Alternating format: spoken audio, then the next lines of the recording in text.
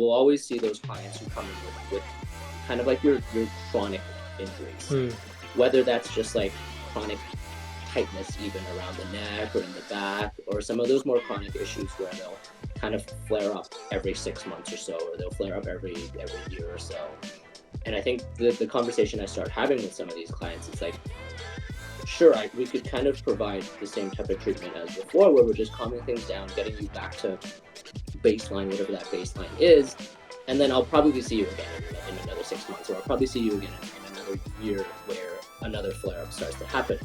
Or we can tackle the root cause and start to build a bit more, say like movement capacity, build a bit more strength capacities through these areas. And we talk about buy-in a lot, I guess, in both of our industries, and I feel like that's, if we can explain it well, that is a great way to create some of that buy-in. Because I feel like for us as coaches and or clinicians, it makes sense why we want to do something or why we're selecting a certain exercise.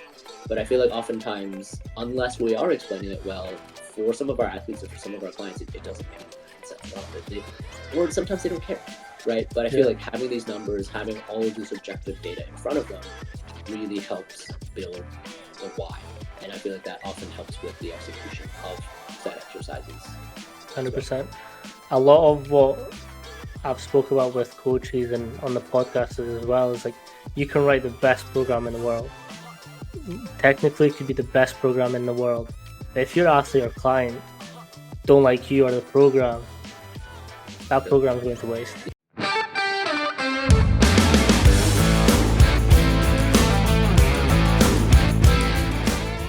Hello and welcome back to PH Chalk Up. Today we've got Josh. Hi, how we doing? Hey man, thanks for having me. It's all good. How you doing? Good. Enjoying the little bit of sun that we have. Nice. Never-ending winter.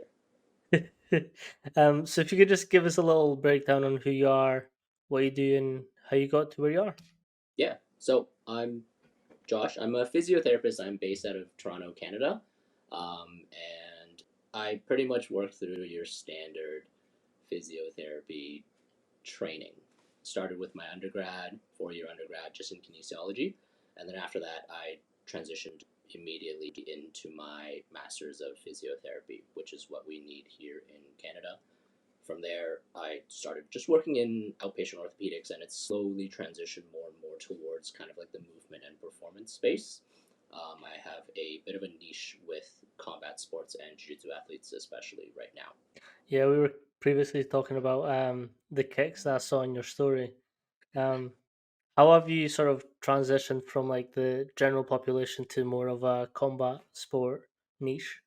Yeah, so I personally did martial arts growing up. It started with like classics, typical, started with karate. I do mainly jiu-jitsu now, and it's always been, I guess, an area of interest for myself. So it's always been a spot or a space in the movement realm that I've wanted to work with. It was hard bridging into that initially. Not having enough experience or not having the tools to be able to work with a lot of those athletes coming straight out of school.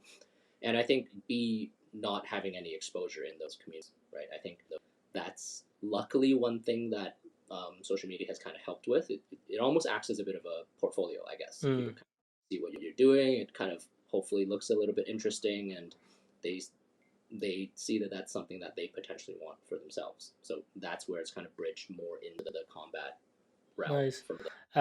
It's interesting that you mentioned the social media, because that's how we sort of found each other.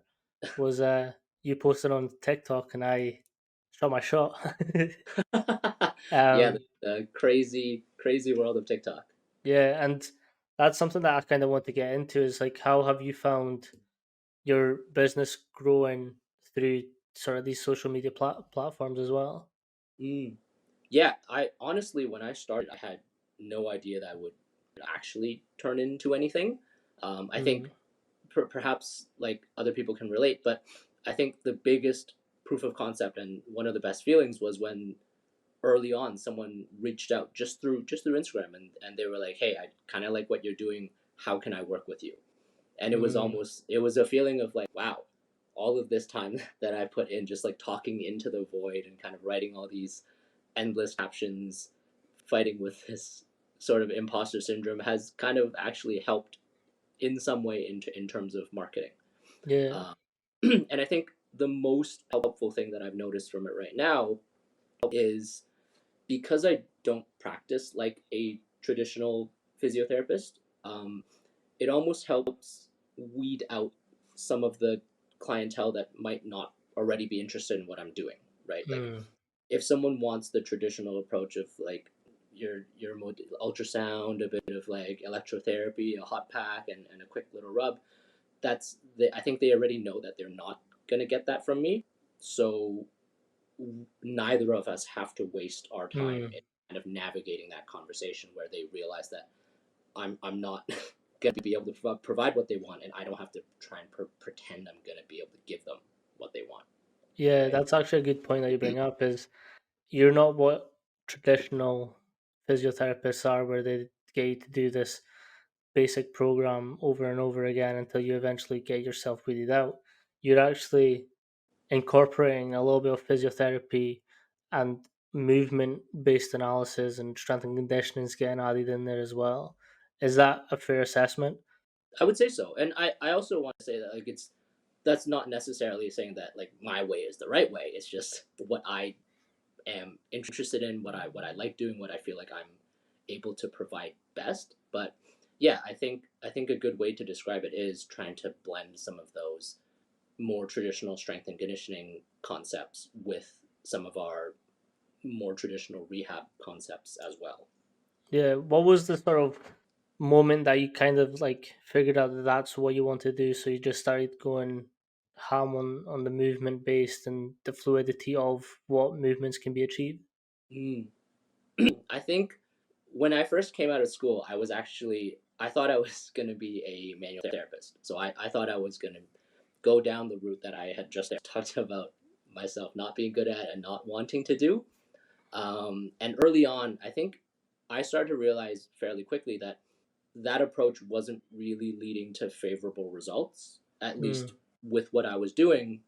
And I had a bit of time where I don't know, thought to myself, and I'd always been interested in strength and conditioning. I'd just never really been exposed to it much myself. So luckily, I guess, the pandemic acted as a bit of Mm. a time period where I could dive into some of those rabbit holes and experiment with some of these things on myself, which I think really helped me solidify some of those frameworks. And after that is almost when I went full in on taking more of a movement approach. Yeah. As So what kind of results have you seen from this new approach of yours?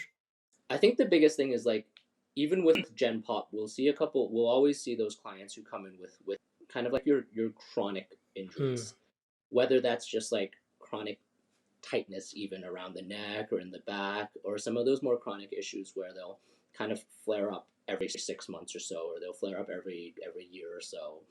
And I think the conversation I start having with some of these clients is like, sure, we could kind of provide the same type of treatment as before, where we're just calming things down, getting you back to baseline, whatever that baseline is, and then I'll probably see you again in another 6 months. I'll probably see you again in another year where another flare up starts to happen. Or we can tackle the root cause and start to build a bit more, say, like movement capacity, build a bit more strength capacities through these areas so that potentially we have a bit more of a buffer for when whatever flare up or whatever force Mm. coming in that would have caused a flare up is going to happen. And I think the biggest thing I've noticed over the past couple years is that we've been able to start to do more with some of these clients instead of just repeat that cycle of flare up in 6 months, they come back, flare up in 6 months, they come back. I think one of the more rewarding things is seeing some of these clients who come in almost with a defeatist attitude and kind of leave after a little bit feeling that, oh, I can squat again, I can jump again, I can play with my kids again, I can go back to whatever sport that I thought I had to give up because my doctor told Hmm. me, right? I've got very strong opinions on doctors and telling everyone where to start and stop doing exercise. I got told by my doctor to stop doing exercises until I got my shoulder surgery, which was 2 years and a half later. So for Yeah. 2 years and a half, I wasn't able to do exercise and workouts. I did them, and I was Yeah, fine. I'm glad you did. I sometimes I wonder, is it like, are do they just not think about the amount of deconditioning that might happen? What is missing there in that messaging? Why are we still providing that type of almost um, dangerous messaging to our patients? I'm taking a small shot at the health service that we have in the UK, and to me, it makes it feel like the GPs that we have here, some of them, I've had a couple good ones, but some of them, it's usually the people who had to graduate at the bottom of the class. Mm, So they, outside of prescribing pain medication and medication in general, they don't really like to investigate further as to what could be the root problem. Like for you, for me, I like to know the whole picture as to why this athlete's like this. Why is he moving like this? Let's investigate. Let's spend some a couple hours getting down to the root of the problem. I don't think all doctors do that. mm, I have had some, but not all doctors like to investigate where everything is coming from. That's my opinion. yeah, yeah, and I guess there is going to be good and bad in every profession, right? I feel like sometimes some of these recommendations also unfortunately come from professionals who probably don't do much exercise themselves, and who don't understand much about sport or exercise Hundred themselves, percent. which is a bit of a shame. 100%. I think it's just, yeah, it's further reading, and then there's also different rules and regulations for country by country as well, so that could play a factor into these things. Um, but I read an interesting study from, I think it was Sweden. Their Swiss are really good at this, and for any type of like mental sort of ailments, so like depression, anxiety, and stuff, the first thing that they actually prescribe is an hour exercise a day.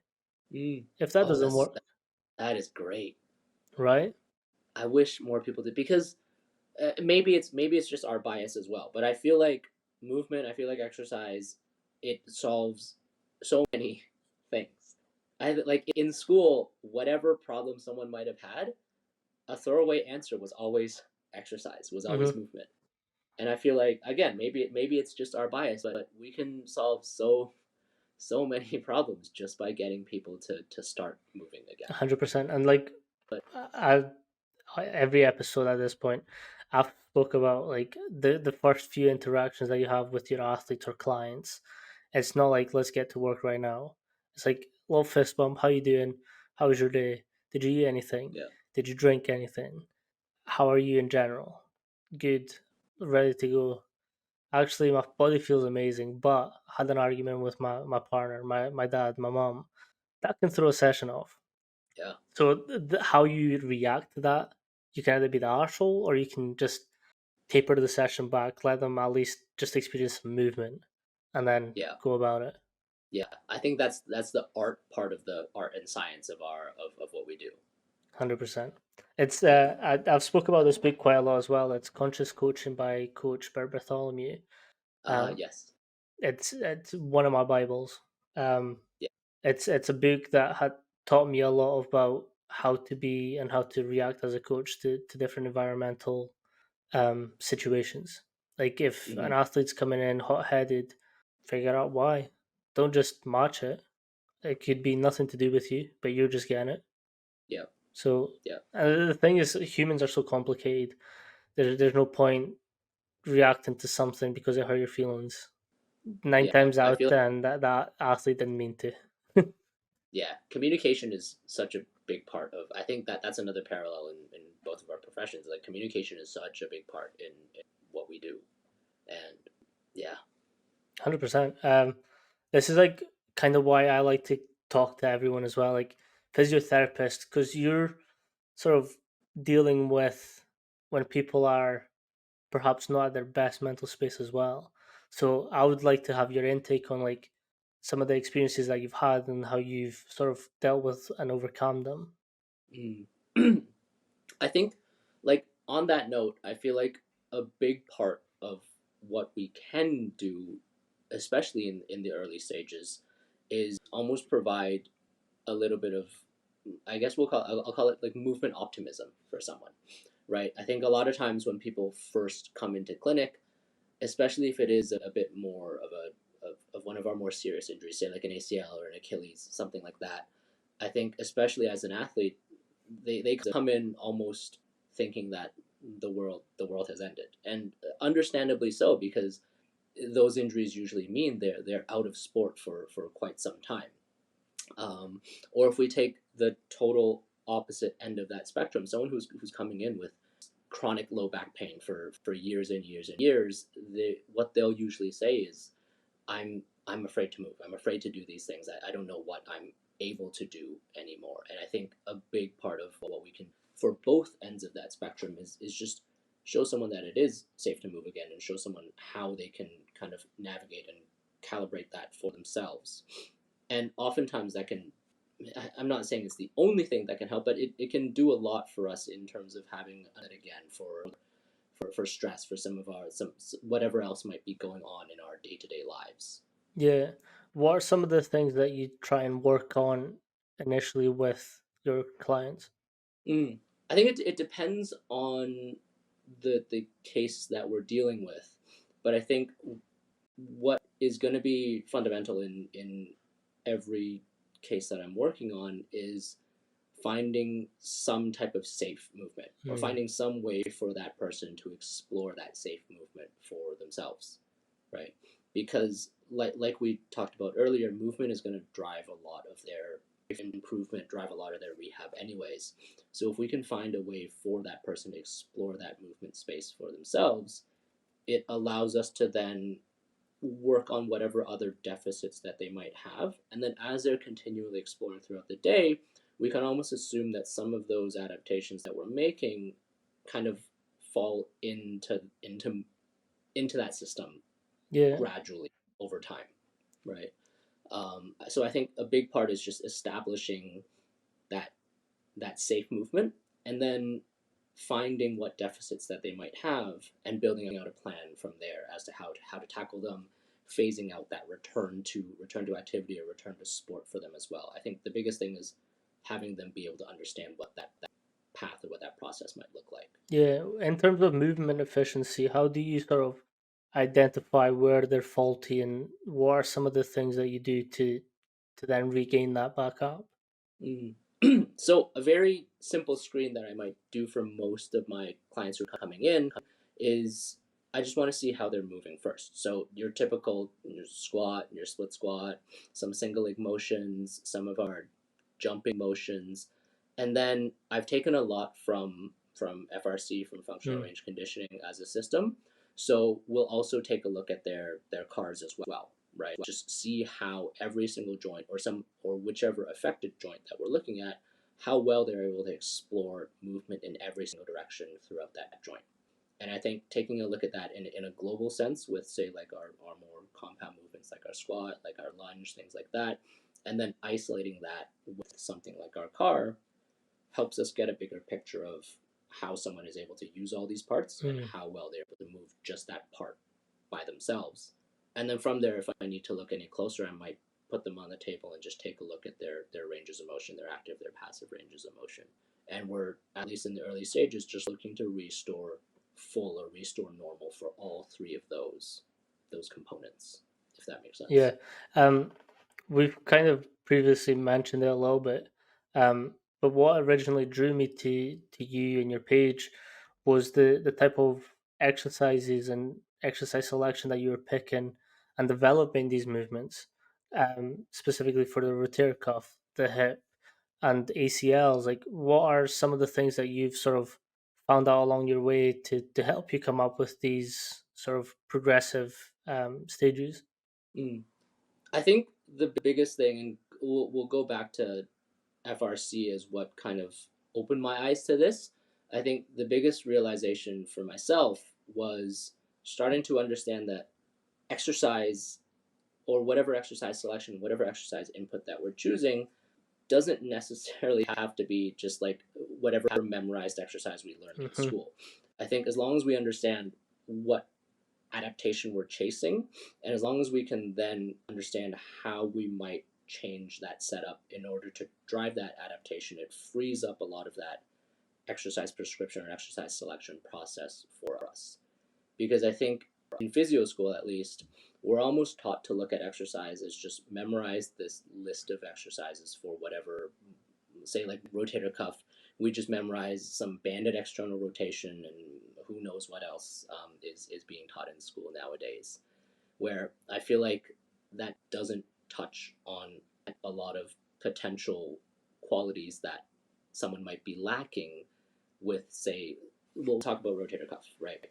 I think being able to strengthen through some of those end ranges, being able to strengthen through some of those ranges of motion that might be a bit more injury prone, and then eventually branching that more towards the speed side of things, or branching that out more towards like a longer exposure side of things, so that we can touch all those potential, oh that's great, so that we can touch all those potential re-injury mechanisms that someone might run into. I think is an important piece of the exercise prescription process. Yeah, like I said at the start, is this was off the podcast, but having had shoulder injuries and sort of dislocations, I did get prescribed exactly what you mentioned: external waves, internal waves, up high, low, push your arm out with a broomstick. But like I got to what 5 weeks in and I was bored because that's all I was Yeah, given. I wasn't given any progression, and I think that's yeah, what really sort of interested me to reach out, is that you might provide these external internal waves, but you've also got a way in the system to progress these and sort of build up the reactions. Like a lot of what happens with injuries is your tendons and nerves get damaged. With that, there's less blood flow going into them. So if blood flow is restricted, that healing process is going to take a lot longer. So how are you going to get that blood rushing through it? I again, when I did it, voodoo flossing was a big thing, so I did some of that. Kind of oh helped. that brings back memories. I haven't heard of voodoo floss in a while. Yeah, so like that, I've actually still got the band. I've still got everything. Um, Mm-hmm.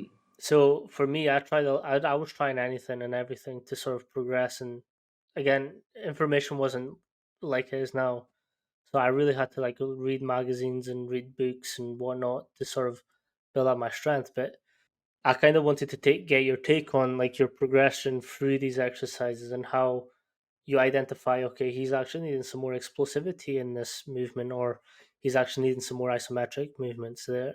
How would you Yeah, explain that process? yeah. This is an interesting one because this I've been thinking about this a lot recently. I think early stages we'll kind of we'll start from the beginning.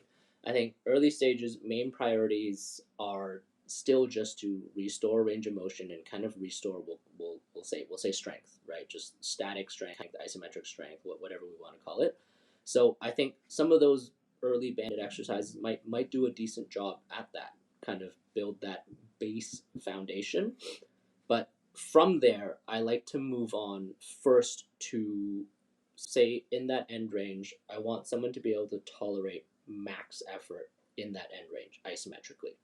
And I feel like starting that isometrically has been beneficial for me just in how we can safely and slowly start to ramp up towards that max effort. Usually, when someone's then able to tolerate that max, I don't know how you're finding these so quickly. Call me Jamie. Usually,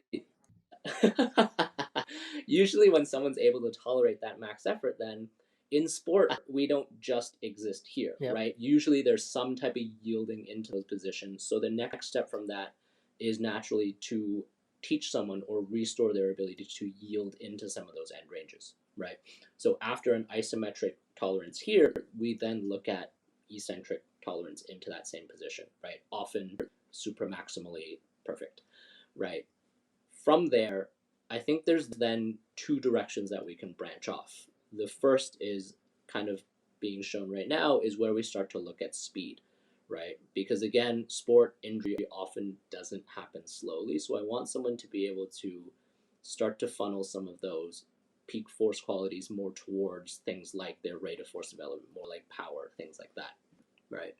And that kind of transitions into some of our more range speed exercises that, again, are not the only thing that I do. It's just one way that I really like to isolate some of these qualities, right? I think, going on a tangent, I think sometimes when people see these on social media, they think that that's the only thing that's being programmed, and it is not, right? It's just a good way to isolate some of these qualities and make someone work on them, right? But if we follow that same hierarchy, first I want someone to be able to generate force quickly from that same position. So that might be just like a quick concentric spike in that position, right? And then from there, I want them to be able to, again, fail quickly into that position. And then I want to start to add chaos and reactivity into that as well, because everything we've done so far has been pre-planned. They know exactly when they need to spike up. They know exactly how much they need to spike up. And again, in sport and injury, that often isn't the case. So I want them to be able to react. I'm looking for them to be able to stiffen quickly against an incoming force. I think the really interesting point of that is the reactive part of the movement, and that I 100% agree with what you're saying. Is that injuries in sport don't happen slowly; they don't happen controlled either. They're usually very fast, sharp movements that you've had to make that exposes a certain weakness that you had. Like for me, it was an overextended tackle. Someone ran into my shoulder and just popped it out. So Yeah. I should have been a little bit smarter with it, but I can control that and that variable right there and then. So with my research that I've done and what you're touching on is that going from isometric, coming out of isometric into your eccentric, concentric phases, and then a sort of ballistic type movement to get that reactive force back again, so that if you're exposed to that movement again, you're a little bit stronger, you're a little bit more protected around that injury zone. Yeah. And I think also it plays a very large psychological role as well, right? Because if we can then expose an athlete, or if we can expose a client to some of those forces and some of those demands in a space as controlled as the clinic floor, as the gym floor, at the very least, we've then almost proven to ourselves that we can handle what was something that caused injury prior, right? And then as we slowly ramp that up to kind of more game speed, or as we start to ramp that up more to kind of more realistic force exposures, then we can assume that we've built the strength qualities that we need to be able to tolerate those forces. Again, injury is very multifactorial. We can't say for sure that we've done all this with preventing injury, but at the very least, we've done everything we can in that kind of physiological sense to prepare for those forces coming in. It's about mitigating as opposed to like stopping it. Like again, Mm-hmm. injuries, you're never going to stop injuries, but you can prevent either how long someone's going to take to get back, or and that's actually something I want to get your take on is preparing for injury, if that makes sense. Mm. Is like Yeah. I because I've worked in sort of collegiate D1, what we do a lot of is accessory exercises to prevent injuries. And what we mean by that is just how quick can we get through someone who's been injured back into the weight room and back into training. Yeah. Yeah. I think, like, even outside of the context of injury rehab, I think with a lot of my jiu-jitsu athletes in particular, say we're past that rehab phase, I think something that I'll always continue to mix into their programming is some type of like worst case loading, right? So placing them in some of those positions that are common injury mechanisms for our sport. Say like end range here, say like end range extension in some way, end range tibial rotation in some way. And I think at the very least, if we've exposed an athlete to some of those forces, yeah, sure, maybe we're more prepared for that as it comes in. But like you said, it, in my opinion, plays a bigger role in lessening the amount of time off that they might need to take, right? Maybe we're able to blunt the amount of force that's coming in, and maybe the injury isn't as catastrophic once it happens. But I think most importantly, those qualities are already there if we've been training them, so the rehab often happens a lot quicker. Right? If we don't need to spend all that time building from scratch, if we already have some of these peak force qualities there, if we already have some of those movement capacities there, then we don't need to waste that 4 to 6 weeks to build that. We can directly move up into some of those later stages of rehab. whenever we're ready, right? Or transition someone back into the weight room a lot sooner than it might have taken if we had to build from scratch. Yeah. How do you sort of deal with the re-injury psychology? How Sorry? do you deal with athletes coming in with that fear of re-injuring themselves after going through the whole rehab? Yeah, I think a lot of that is going to be through graded exposure. I feel like graded exposure is one of the underlying principles of rehab in general. But I think one thing that's been very helpful is finding a very isolated, very controlled way to almost like replicate those injury forces in clinic, and then also slowly being able to transition back into exposure to those stresses, either on the mats or in the weight room, Mm. right? And I think as long as we're responsible with how we do that, and as long as we're again minimizing risk of re-injury as we do that, it's just again proof of concept for that athlete. Every time they go through another rep, it's to them, oh, I can handle this without it blowing up. I forget who I saw this quote from, but I think I'm gonna butcher the quote. But with rehab, I think we're chasing the smallest of wins, right? Um, and we're trying to minimize the risk of a step back as much as we can, right? Because sometimes a step back, a re-injury can be quite detrimental, even just to our mental state, I guess, right? Whereas I feel like with performance or with strength and conditioning, some of that kind of flips, right? We're chasing bigger wins, but we're understanding that we are taking a bit of a risk in Mm. terms of injury as we're chasing some of these adaptations. And I think when we're gradually exposing someone to some of those forces, especially that would have injured them prior, I think it's even more important that we're very almost conservative with how we're doing it. I'm only, for the most part, exposing someone to some of these injury positions if I'm very, very certain that it's not going to piss anything off. Yeah. Because it doesn't help us much if we go into that and they're like, all of a sudden, oh shit, I tweaked something, right? It almost sets us back. Yeah, it's that risk to reward ratio. More. Exactly. No, that's yeah. I think that's a good way of thinking about it too, because obviously progressive overload is a big thing for mine and your industry. Is like, but how far can we get that pushed? Like how much are we able to really expose them to throughout this period of their rehab? Mm-hmm.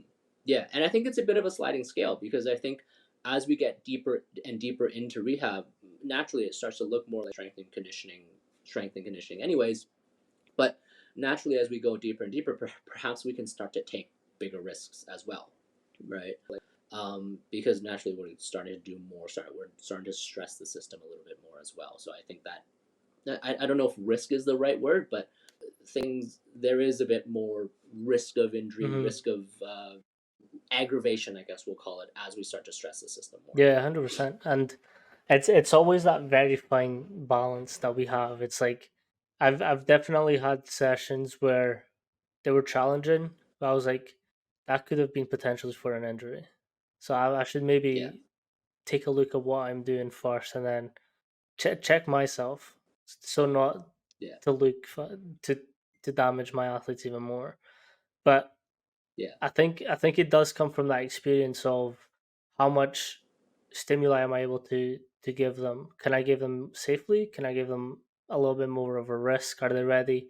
What are their sort of, and this is something that I've sort of been dabbling on a little bit, is like, can we check player readiness for the gym, like for an S&C mm, workout? And how does that look? How can I make sure that they're prepared to be explosive? Jump mats, get a jump mat, let's go. If they're scoring yeah. high, perfect. If they're scoring low, why? Can I really push that session that high? Or should I just calm myself down and look at what's maybe best for them?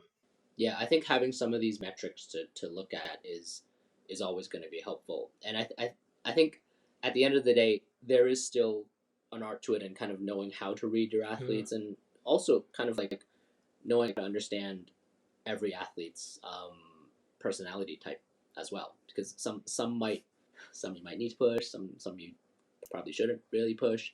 But I think nowadays, as clinical tech is coming more and more into our space, there's more and more, I guess, objective ways Mm. to track readiness, or also like kind of track progress over a 6, 8, 12 week block, to make sure we're on the right track, make sure we're not overcooking our athletes or our Yeah, clients. there's nothing better than a fist bump.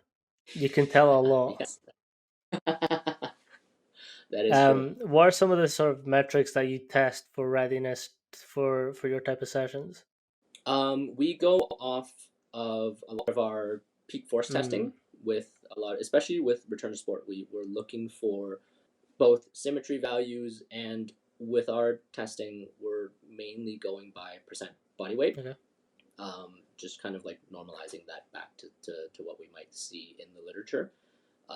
That is one of the big things that we're looking for.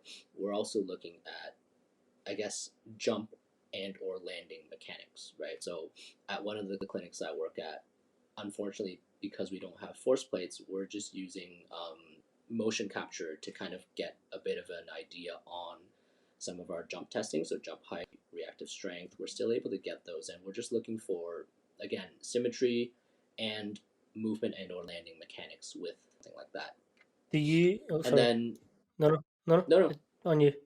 okay. So aside from the tech side of things, another thing that I might look at to kind of phase my return to sport is some of our, I guess, more commonly seen base movements or base positions that we might in the sport. So say for something like jiu-jitsu, I want someone to be able to tolerate full loaded knee flexion in kind of our combat based positions. And I want them to be able to tolerate like max effort isometrics from those positions before we phase into either returning to drilling or returning to sparring on the mats. And then after that is when we might start to take a look at some of the more objective data, where we might start to actually look numbers, how hard you're able to push those positions. Yeah. Have you ever had a look at Vald equipment? Yeah, Yeah, yeah, I definitely have. They're doing they great are. things. I will say they're doing great things in this space. Like, yeah, they've just made it so much more accessible to test all of these things. And I think because of that, a lot of clinics are going to start to, um, I guess, upskill and start to offer some of these in some of their testing procedures, which I think it could go both ways, because I definitely know a few clinics in the Toronto area that would just use it as another gimmick. Mm. Yeah, I was at their headquarters yesterday, and Oh, it was a dream. jealous. It was a dream. They had everything. They're doing cool things, man. They're doing They are. amazing I had things. the first thing I chose to go on was the Nordboard, Of course. and I was just thankfully. So I had an imbalancement on my left to right leg, Mhm, not being able to figure out why. It's just what it is. Could be compensation for mhm, my arm or my shoulder, but I'm not sure why my left would be stronger than my weaker than my right. Um, mhm. but that's something I've been working on. So yesterday I was in the Nordboard, and then the frame, all my Yeah, the levels, force yeah, yeah, frame. all my levels are like 2% off each other, which is like peak. Yeah. And I was like, Man's been working. hey, it's these little metrics that really get me like pumped up. And they can be so motivating. Like, on that note, they can be so Mm, motivating for a client or an athlete as well. Like, they can, I guess it can go both ways. They can really show an athlete where they're really struggling, or if they've like really like grinded for a 6 to 8 week block, and then we see some of those metrics jump up. It's one of the greatest mm. feelings, actually seeing that change, and seeing a client's face light up when they're like, oh, all that work actually paid off, and I can see the difference after 100%. And that. like the different amount of data points that you get from it as well, like really helps you Yeah. explain to your athletes or to your clients what exactly is going on. One of the best functions that I saw from my experience there is I was on the force plates. Mm. So you can actually, if you've got an iPad, you can video the squat, jump, or the squat, whatever movement you want, and you can actually freeze frame and go frame by frame to identify exactly if you've got knee valgus, if your hips dip in one way, you can actually like see that on video and show to your athlete, look, we're doing great work, but like we need to try and fix this and tackle this now. Yeah, and we talk about buy-in a lot, I guess, in both of our industries, and I feel like that's if we can explain it well, that is a great way to create some of that buy-in because I feel like for us as coaches and or clinicians, it makes sense why we want to do something or why we're selecting a certain exercise. But I feel like oftentimes, unless we are explaining it well for some of our athletes or for some of our clients, it doesn't make any fucking sense at all. Or sometimes they don't Yeah, care, right? But I feel like having these numbers, having all of this objective data in front of them, really helps build the why. And I feel like that often helps with the execution of said hundred exercises percent. as A well. lot of what I've spoke about with coaches and on the podcast as well is like you can write the best program in the world. Technically, it could be the best program in the world, but if your athlete or client don't like you or the program, that program is going to waste. Doesn't Yeah, doesn't mean shit. Yeah, So absolutely. that buy-in is 100% what sort of makes or breaks Yeah. that particular case. Hmm. What's your Agreed. again? I've went through your whole page, and this is an area that's sort of really interesting me recently is the rotational work and rotational Hmm. type injuries. What are your sort of low hanging fruits there, and what do you recommend people do? I think rotation, especially, it will.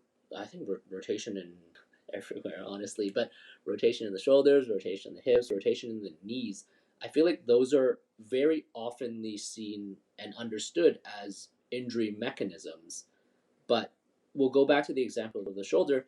They're very they're not very often trained positions or I guess force vectors in the gym Mm, unless you are already injured. I feel like especially with the shoulder, for most people their only exposure to rotator cuff work or shoulder rotation is if they've injured their shoulder and they go see the physio and they get a TheraBand rotation, right? But then as soon as that pain kind of goes away, they already phase out of some of those rotational inputs.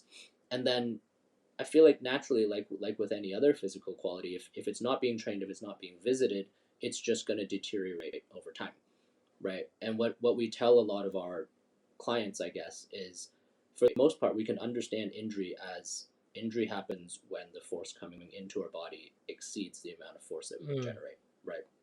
So if we've never visited any of those rotational positions, or if we've never done anything forceful from those positions, then it's hard to imagine that we can, I guess, resist any of the forces coming in, right? So I guess as far as low hanging fruit goes, even just exploring and exposing an individual to rotation through, say, like the shoulder, rotation through the hip, rotation through the knees, completely unloaded, does a lot for us just in lessening the shock mm.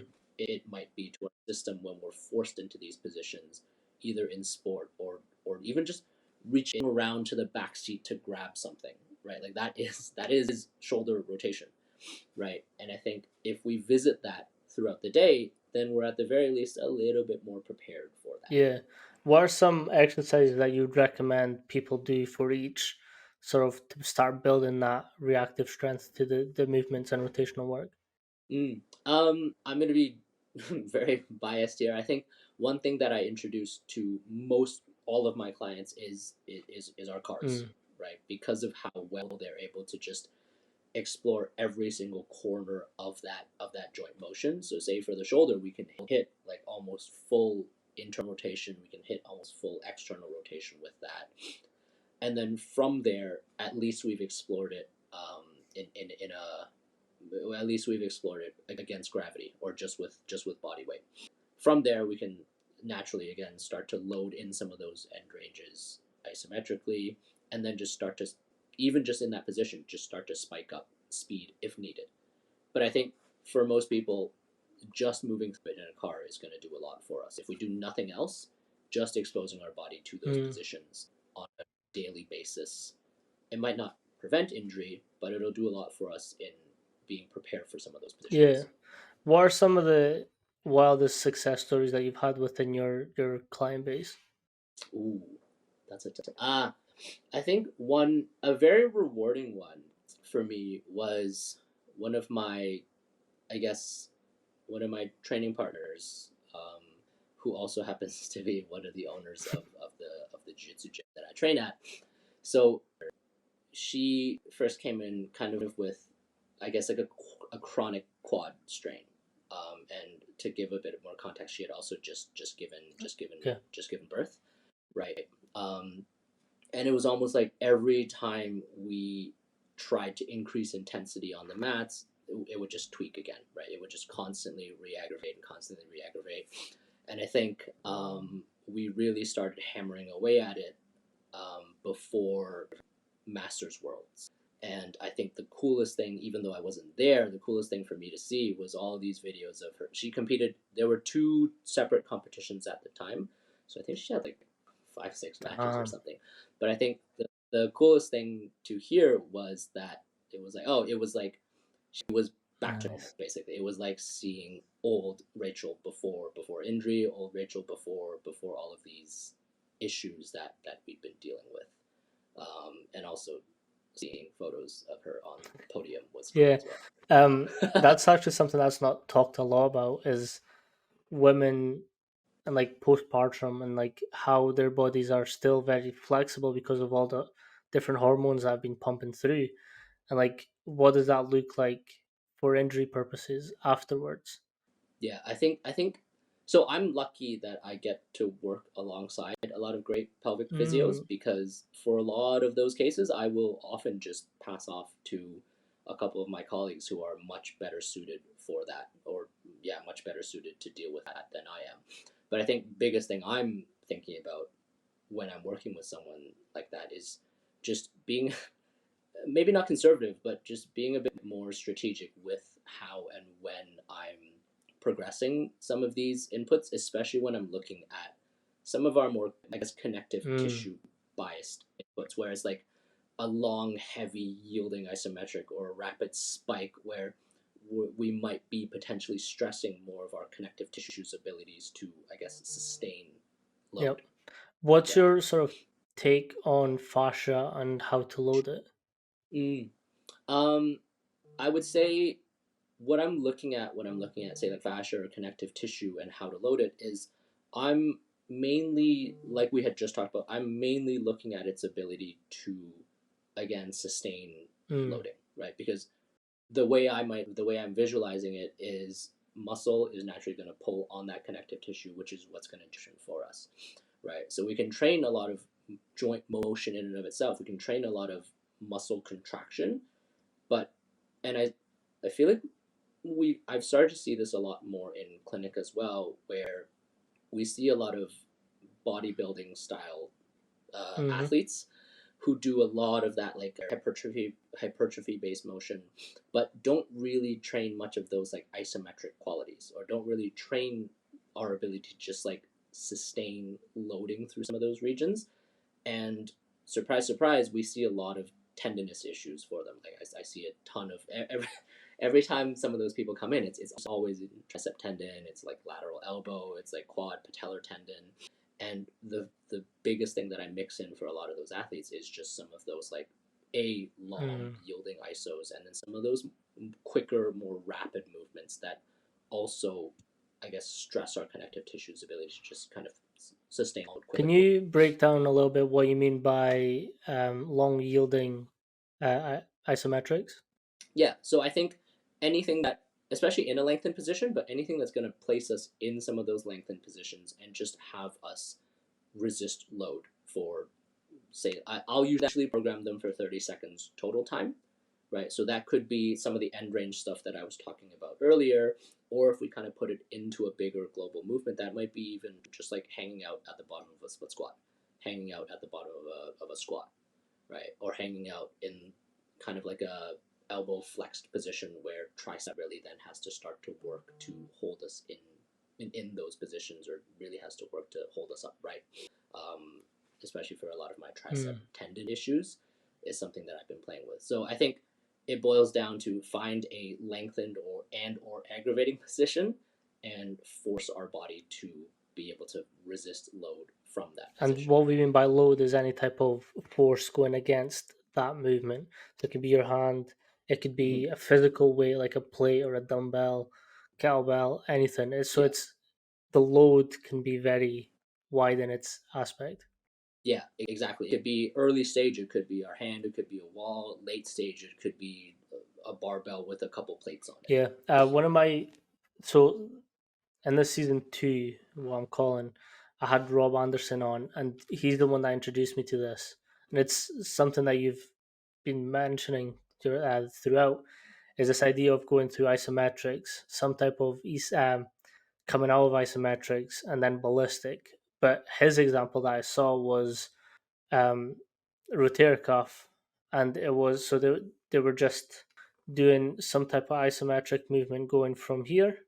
They then did something like eccentrically coming out of that isometric, and then they were smashing a Swiss ball and just like Oh, I love that. smashing that Swiss ball with that rotator movement and just like getting that explosivity. And the way he broke it down was I'm doing that so when they're in those long exposure positions, they're solid enough to withstand that force coming into it.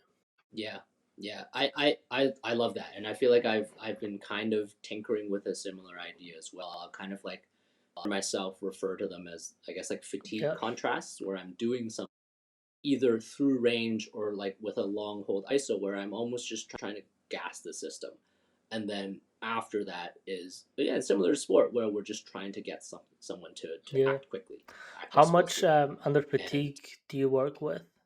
it depends on the stage of rehab, I guess. Especially in some of those late stage return to sport, I'm looking to, at least in clinic, like drive a ton of local fatigue into the area, almost to failure. So with that first input, I'm looking for either failure or very close to failure, and then I drive right away into some of the speed Mm. movements, if that Yeah, answers your no, 100%. Um, during my last year of university, our lab had 3D motion analysis. We had force plates on the floor, and we had an ungodly amount of ergo bikes. And what we decided to do as a fun thing was fatigue protocol on the bike, and then test lateral hops and lateral jumps. So we had Oh a man, so we were in a box. There was a step ladder. Had to step over the ladder and then either hop to your left side or your right side. And then fatigue protocol would be I think I ended up doing 30 seconds on, 15 off for 3 or 4 different rounds, and then go back onto the hop side, see how the knee valgus was going and every other aspect and how much force I was actually putting through the plate. Um, yeah, Interesting results. yeah, that must have been really cool to It see. wasn't cool to experience. But then turn that around, say for like a say, put imagine you were a rehabbing athlete. Imagine you were like ACL returning to sport, right? Like just feel how you. I'm hoping did not Oh no. rupture your ACL while you're doing that, but just imagine how almost empowering that would have been. Like completely trashed, going into some of my jump tasks. Is some of those jump tasks that prior to all of this would have caused an injury, and then walking out of that Yep, alive and well. I 100%. guess it does a We lot uh, for we also us. had what I like to call the big red machine, which is an isokinetic machine, and Yeah. you could check obviously um, extension and curl and how your quad to hamstring ratios were. Um, some very off-putting results from some of the other class members, but the best ones were like 4 or 0.4, whatever it was, and that ratio is the ideal for sort of being able to take these loads as well.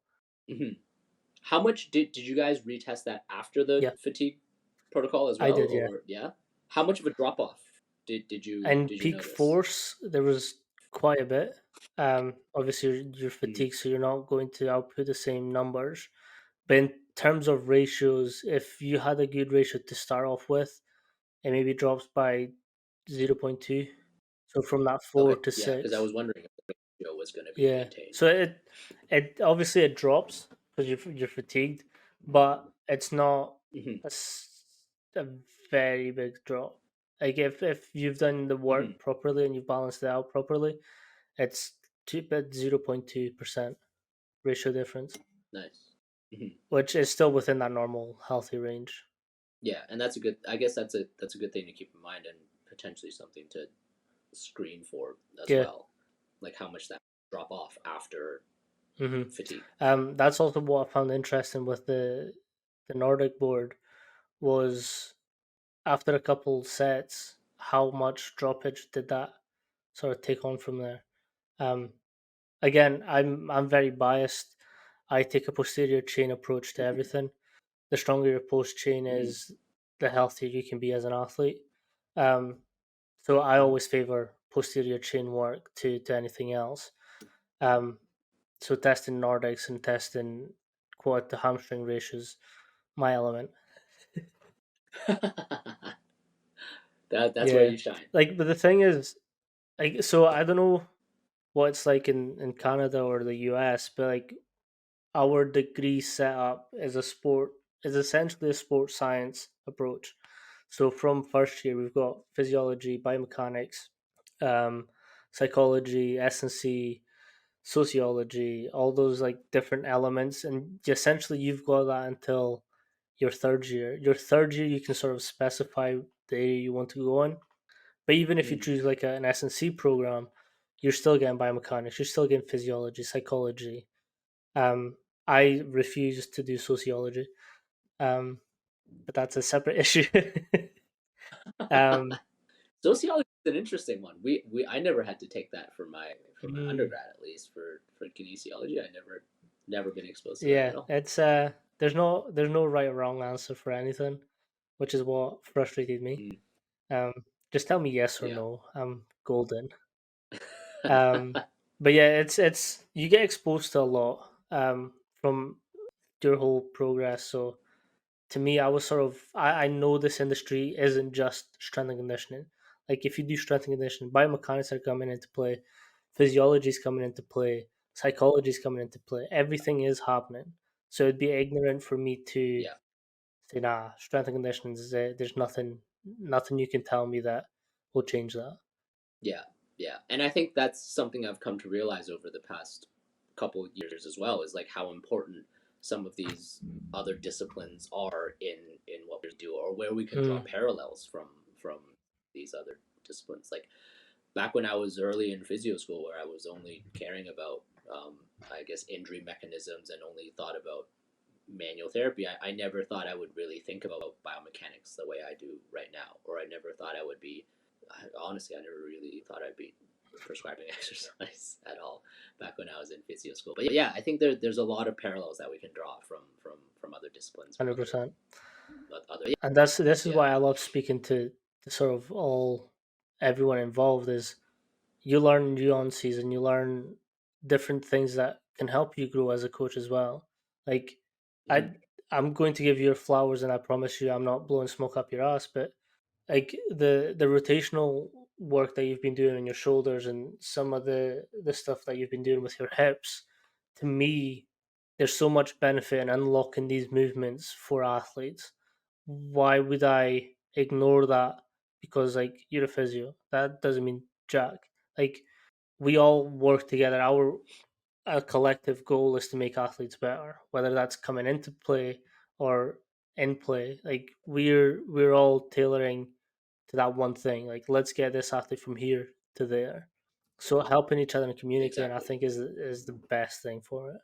Yeah, and I think like being able to understand from each other's point of view is helpful, and also honestly, from the physio side of things, I feel like for us understanding where we are out of our element and when it Mm, is a good time to pass off to another professional is helpful as well, because we can't do everything. I feel like as a profession, especially straight out of school, we're decent at the early stage. We're okay at getting someone out of pain. We're okay at getting them back to the weight room, I guess. But for the most part, that is where, for most physios, that's where it ends, and that's where realistically we should be passing off to someone who we can communicate some of these things to, and who can do a better job than us at getting that athlete then back to sport. 100%. One question, and you've kind of been touching on it. How much do you hate therabands? Oh, you know what? I used to be I used to have a hard stance. I feel like it's kind of softened a little bit because I think what I hate is when someone tells me that they've been to physio before, or like people will literally come up to me in clinic, or not even in clinic. People will find out that I'm a physio and they're like, "Oh, I've been to physio before," and they'll do this, right? Like this is universal for physio because everyone has fucking done the TheraBand and external rotation or the TheraBand clamshell. I think what I hate is that one-dimensional approach to exercise prescription, especially in a way that doesn't load anyone in any meaningful way past day one or past day two. 100%. I knew I was going to get you with that question. um, Because I feel like I feel like you've seen some of my stuff. Like I use maybe not yeah, TheraBands, but I use bands to kind of do things. Just it was more the not like symbolics this. of the TheraBand. I think it's the way that people prescribe them, but I knew that would be a Yeah. triggering way of asking it. Hey, you succeeded. That was It's all perfect. about the execution. um, what would be a piece of advice that you would give sort of clinicians or physios wanting to get into that space, and how would they sort of build a system that they're comfortable with developing their athletes, clients, or anyone that walks in through the door? Yeah, I would say, and I can say this from experience because prior to graduating physio school, I didn't really have much experience with exercise selection, exercise prescription at all. But I feel like, despite what some, I guess, physio influencers on social media might say, I don't think there's anything wrong with diving into Mm, rabbit holes, especially with certain, say, like systems that have like three-letter acronyms.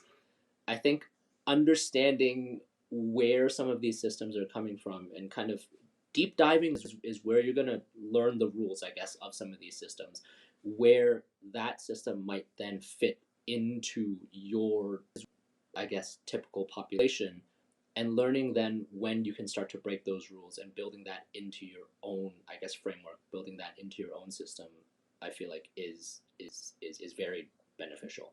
So I think I said that in a very convoluted way, but yeah, like deep dive into these rabbit holes, learn how to break the rules, and then from there pull from other systems, pull from whoever else you might be talking to, and mm, take what's useful, right, and kind of build your own. I feel like just following a any system is probably not going to work as well for you as it would for whoever created that system, because it's their system. They will naturally see the hmm. world slightly differently from you. They naturally work with a different population than you. So I think, yeah, learn how to break the rules and just learn when you That's should a break good the way of rules, I guess. explaining it. It's and I've done the same where I love triphasic sort of programming, but there's also really good things to come out of conjugate. There's really good things to come out of like German volume, Russian style lifting, that you kind of have to pick Mhm. out what's best for you from these systems and sort of what fits you and your style of coaching too. Yeah, and I think just seeing the base principles that are underlying in all of these methods, or where it might fit, where you can kind of pull from some of these methods to satisfy whatever need you need to 100%. satisfy, I I guess. could not agree more. Could not agree more. If you let everyone know where they can find you and sort of shout out anything that you have going on. Yeah. So I'm on Instagram and I guess TikTok, where you found me, on at curated mobility. I am potentially playing with the idea of kind of building out, I guess, like not so much pre-built rehab programs, but almost like a, this is how I might Mm. tackle this kind of injury. So been playing around with that idea. That might eventually pop When up it does, someday. Who I'd knows? We'll love to see. have you back on if you want and talk through it. Oh, that'd be Yeah, great. Yeah, I'll let you know. keep me in the loop and we can do that because again, not blowing smoke up your arse, but I like what you're doing and how you're approaching things, and I think, like I mentioned off the podcast, this industry can only grow when we support each other, and then B, like really look out for who's going about it in a way that makes sense, and so you can see achievable results from. 100%. I agree. Much, brother. Thank you for coming on. Peace.